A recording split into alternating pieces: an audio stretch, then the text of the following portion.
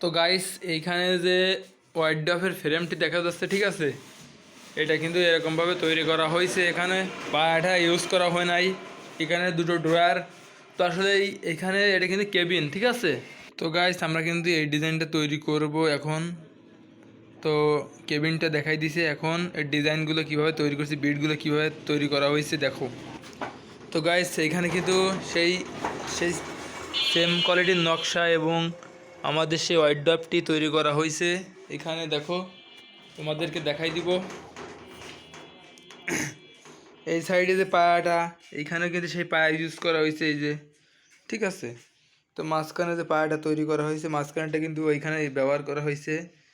তো এইখানে যে বিটটা দেওয়া হয়েছে, বিটটা কিন্তু কোনো নকশা দেওয়া নেই দেখো। তো আমরা এখান থেকে ওই বিটগুলোই তৈরি করে দিছি। নিচেরটায় কিন্তু এরকম বিট তৈরি করা আছে, দুটো করা আছে। এখানে কিন্তু নিচেরটায় সেই বিটগুলো তৈরি করা হয়েছে। তাহলে নকশাটা, এর নকশা যেগুলো আছে আমাদের এইখানে, তো গাইস এইখানে নকশাগুলো তৈরি করা হয়েছে। 4টে প্লেট, এটা কিন্তু সম্পূর্ণটাই মেহগনি কাঠ। তো আসলে কিন্তু খুব সুন্দর করে তৈরি করা হয়েছে।